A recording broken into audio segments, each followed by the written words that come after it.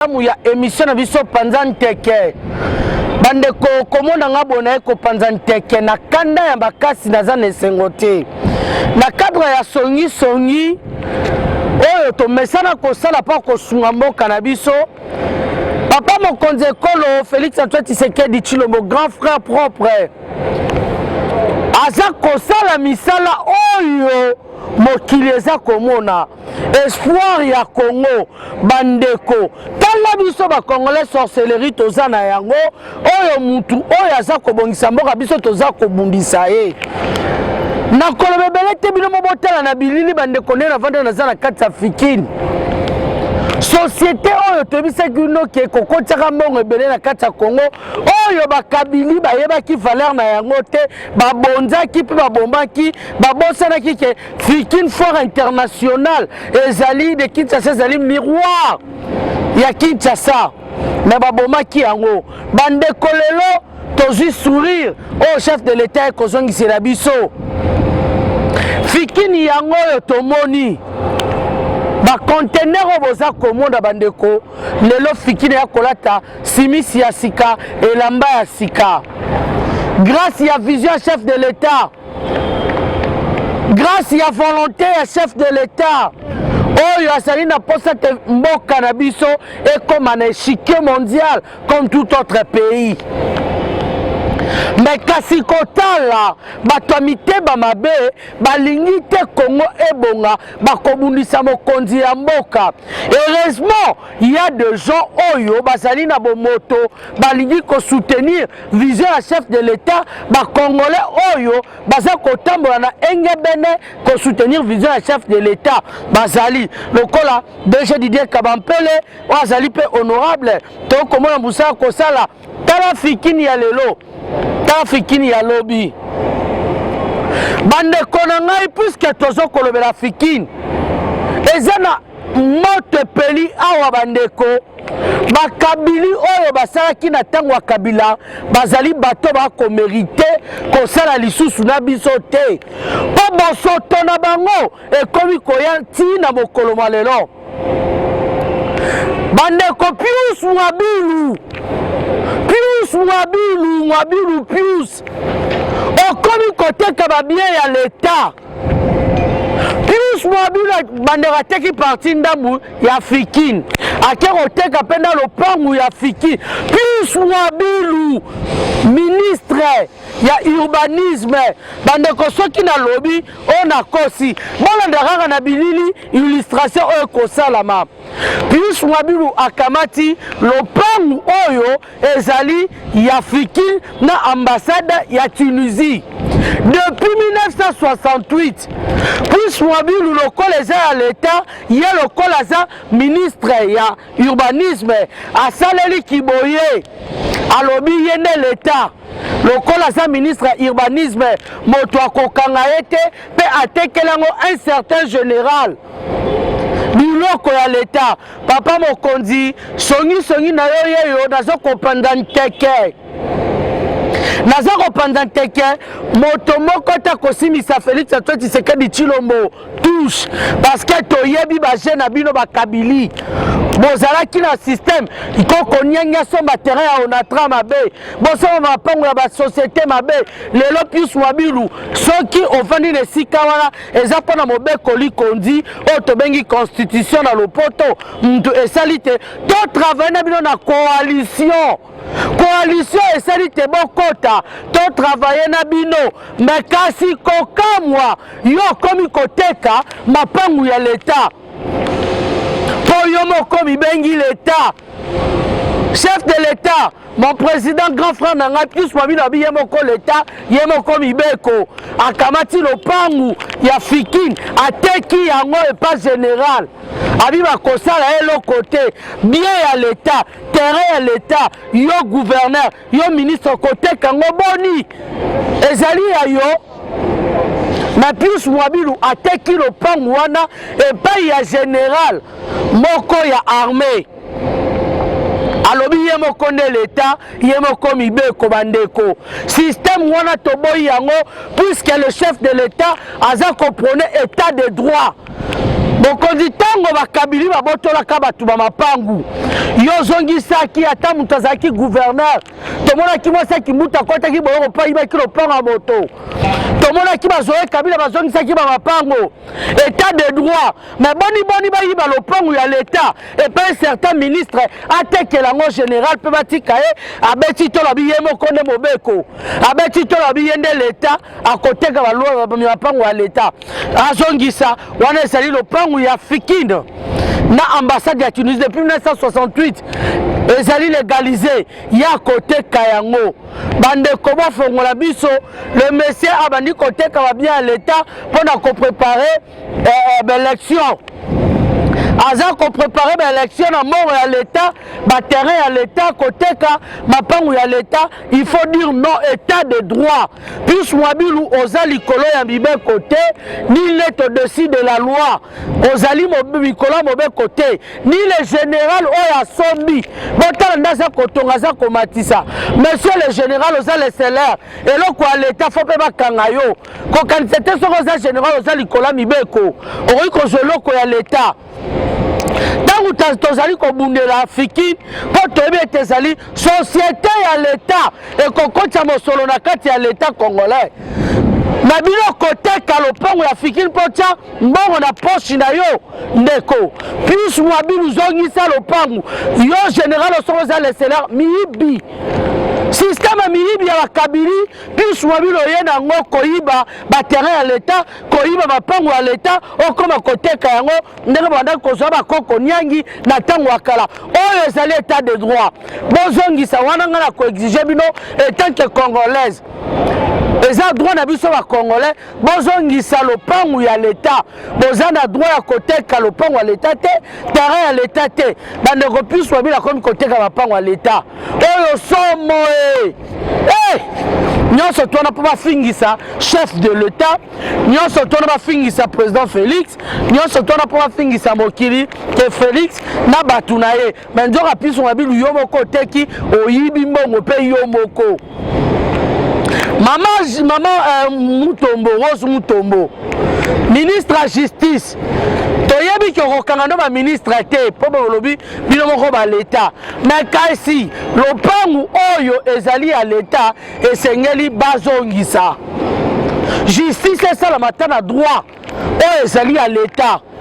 Ceux qui vont consommer à la ceux qui vont voter bino problème ezalité mais il y a l'état où ezali ba droit ya biso nyonso ba kongomani botika yango eza pasi pe mawa mokonzi mboka ko avancer bino ba ministre boka kotia le bâton dans le roue mokonzi mboka zoko avancer na souci kotoyo ndoki ya Fayulu bundisa ye na Kabila ndoki ya Katumbi ba ndoki ba fourmi wana neso ndoki wa baza ko luka émergence ya Congo te babundisa biso bakongomani babundisa mokonzi ya mboka kotoyo kotala bino moko bakongomani biso moko bakongomani bana mboka koteka bien l'état papa eza quand même héritage na yo te héritage ya libota na yo te tika lopangu oyo ezali ya Fikine na ambassade ya Tunisie ezali ya bango oza na droit te ya koteka lopangu eye plus Mwabilu akomi koteka mapango ya l'état étant ministre ya urbanisme bandeko na bandi na suki awa panza video oyo partout et panzana plus Mwabilu système na bino bakabili banda koyiba bobotola batu ba mapangu na bazoe toyebi yango mais toza na état de droit mapango batu fezonga mais botiki mapango batu komi koyiba mapango ya l'état baterrain ya l'état wana tokokanga minoko te liso likolo ya liso tokopanza teke tisuka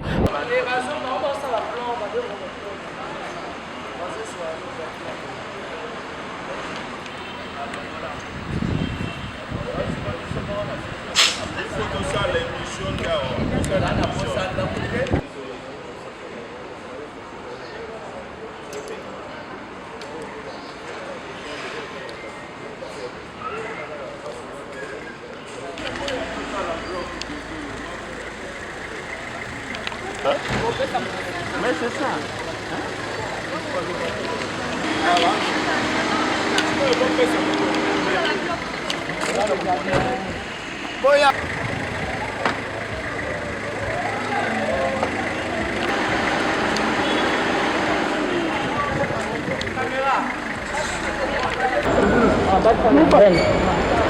Bon, tous alliés devant presse, dans personnel, si manangai personnel à Fékin, toye to dénoncer avec la dernière énergie spoliation et immeuble nabiso Sotouza. Otozali copropriété et ambassade de Tunisie na foire internationale de Kinshasa. Awa Nino, ça date de longtemps. Ezali ya lelote, mais immeuble oyo, c'est depuis le 8 novembre 1968. Oyo, ambassade de Tunisie, na Fikine, bazali copropriétaire ya immeuble oyo. À notre grande surprise, toye komona ke ndako bateki. Nani ateki toyebite. Et tokuti bechafodage baza kotonga. Toyoki na barimeur qu'il y a un certain général ou alingi a spolié immeuble ya biso. Ezali bien à l'état, c'est un bien privé. Na yango toye na échantillon ya ba travailleurs. Délégation syndicale a un échantillon ya ba travailleurs pour te manifester mécontentement na biso na moto yo azako exfolier ba bien ya Fikine. Raison pour laquelle tozali awa. Lelo toye awa. Soki tozui gain de cause te. Ba konzio bazali koyoka biso à travers ba média. Balandi la biso likambo oyo. Po tozwa gain de cause. Sinon te tokobanda ba stine na ba autorité supérieure. Voilà. Qu'est-ce que l'on peut retenir? Bon, écoutez, nous sommes venus constater et dénoncer la spoliation de cette copropriété Fikine, ambassade de la Tunisie. Nous avons des documents qui attestent que cette propriété appartient bel et bien à la Fikine et à l'ambassade de la Tunisie. Mais nous sommes surpris de constater qu'il y a un certain général dont nous ne connaissons pas la vraie identité qui est venu spolier et il a même osé commencer avec des travaux. Nous dénonçons avec la dernière énergie. Cette première action n'est que le début et nous le mettons en garde. Il faudra qu'il puisse passer sur le corps de tous les agents Fikine pour qu'ils puissent acquérir ces bâtiments. Nous sommes là, c'est comme je l'ai dit, c'est une première action.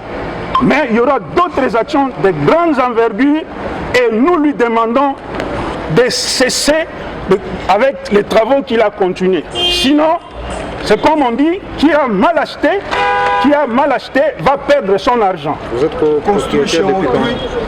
Nous sommes copropriétaires de cet immeuble depuis 1965. 68. Depuis 1968. Nous avons tous les documents. Il y a là les certificats d'enregistrement enregistrés sous le numéro 133 et 134. 133 et 134. Donc, celui qui a acheté, je l'ai dit, il a mal acheté parce que ce bâtiment est couvert par un certificat d'enregistrement. Et il n'y a que l'ambassade de la Tunisie et la Fikine qui sont en copropriété qui peuvent vendre ces bâtiments. À l'heure actuelle, l'ambassade de la Tunisie et la Fikine n'ont jamais convenu d'une vente quelconque. Et nous sommes surpris. Celui qui a osé vendre ces bâtiments, il nous trouvera sur son chemin. Et nous les mettons en garde. Nous sommes dans un état de droit. Ils n'ont pas le droit de venir spolier notre bâtiment. Ok, est-ce qu'on peut connaître l'adresse de ces bâtiments? Totiza, qui est une copropriété ambassade de la Tunisie et de la Fikine, se situe sur l'avenue de la Gombe, au numéro 35 74. Merci.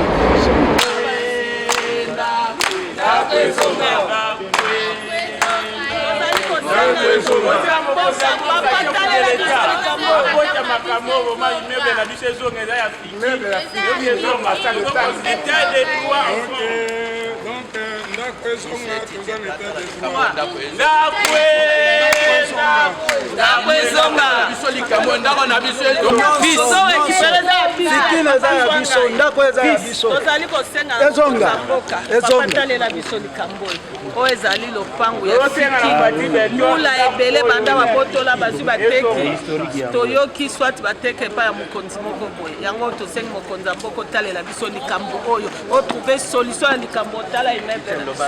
Merci. Toyebi ke bien privé eza sacré. Mboka oyo eza na mibeko. Soki bato baza komikosa ke mibeko eza na mboka oyo te, Fati Beton mokonzi ya mboka ayeli biso état de droit. Bongo état de droit ezali kozongisa mutu nyonso na nzela pe korespecte mobeko ya mboka. Comment est possible un individu toyebi kombo na yete akoki komi se permettre aya kospolue bien ya société établissement public oyo ezali na personnalité juridique oyo ke non l'état pesi ye makoki ya koevre selon mibeko ya mboka eloko na ye ndako na ye individu moko amisaleli pouvoir na ye aya kobotola yango.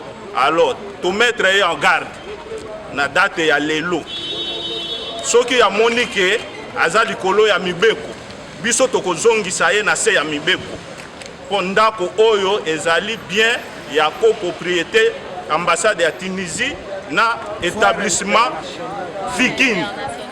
Donc bango nde bazali na makoki ya koteka yango to ya kolikide yango. Donc tosengi na mokonzi ya mboka batu oyo balingi kobebisa état de droit entre autres ezali un certain général toyebi kombo na ye te aza komi se permettre aspolue babiloko ya batu bapratike wana ya mabe toboyi yango tolingi yango lisusu te ndeko lisolo tobetaka ntango nyonso liso likolo ya liso basongisonga chef de l'état tozangaka te partout etant ke songisongi ya chef de l'état naye kofunda papa mokonzi tala ba écrit oyo bakomi eza clair Pius Mwabilu tellement qu'à travers na batu ya de ba kabiliste bayeba kozwa mapangu ya batu illégalement baye kozwa amemi même système na régime ya état de droit régime na yo papa mokonzi Fati Beton eza comprone état de droit na banjo songiselaki bato ebele bapangu oyo bakabiliste bayibaki babotolaki na makasi tala Pius Mwabilu kosala ye confiance kotika na ministère ya urbanisme akamati ateki lopangu et pas un certain général. Ce général c'est quoi au-dessus de tout, au-dessus de la loi. Or toyebi mobeko likondi mtu eza likolo ya moto nyonso moto moko te aza likolo ya mobeko. Pius Mwabilu zongisa établissement oyo yo teki bien privé batekaka te système kabili auto vivaki batekaki ba terrain ba immeuble ya bato bandako ya bato yango Pius Mwabilu ateki appartement au boson na immeuble oyo ko appartenir na Fikin na ambassade ya Tunisie. C'est bien mentionné, c'est bien écrit que ezali sous gestion ministère ya urbanisme oyo Pius Mwabilu azali ko gérer. C'est lui le ministre ya urbanisme. Lisu likola lisu songi likola songi Pius Mwabilu système kabili toboyi na état de droit yaka kozongisa mwa bata général oliaki na yo pe général mobeko kokanga yo. A bon attendeur, sali. Dans sa nouvelle édition, Eshima Magazine met en lumière le travail réalisé par le ministre d'État au budget, Aimé Boji Sangara. Dans ses colonnes, le mensuel congolais revient sur le bilan de ce membre du gouvernement, Sama Lukonde 1 et 2, mais également sur son parcours et ses actions sociales réalisées principalement dans la province du Sud Kivu. À la une, élaboration des budgets 2022-2023, Aimé Boji aligne des chiffres historiques avec le rôle crucial que joue son ministère, c'est lui d'assurer la mise en œuvre de la politique du gouvernement en matière budgétaire. Aimé Boji Sangara a mis toutes les batteries en marche pour améliorer les prévisions budgétaires et la qualité de la dépense publique, tout en respectant le délai constitutionnel du dépôt des projets de loi des finances au Parlement. Sur les 2 exercices budgétaires, Aimé Boji a réussi à élaborer à temps les projets de loi des finances pour les exercices 2022 et 2023, ce qui avait permis au Premier ministre de les déposer dans le délai constitutionnel. Un travail qui a fait que le gouvernement aligne des chiffres historiques comme 16,8 milliards de dollars de budget en 2023 après son examen au Parlement. Au-delà de ses performances au sein du gouvernement, Aimé Boji se consacre à plusieurs actions sociales dans la province du Sud Kivu, son terroir. Le dynamisme d'Aimé Boji témoigne de l'avis des observateurs de son engagement indéfectible en faveur du développement socio-économique du Sud Kivu. Autre titre à découvrir, mobilisation de recettes en 2023. DGI, Barnabé Mwakadi multiplie les stratégies pour atteindre les assignations fixées par le gouvernement à sa régie. Code numérique promulgué, la RDC a réglementé sa toile. Découvrez également un entretien exclusif avec Florimond Mouteba, président du conseil d'administration de l'Observatoire de la dépense publique ODEP, et plusieurs articles économiques internationaux documentés et instructifs dans les pages d'Eshima. Eshima Magazine, un nouveau standard d'information.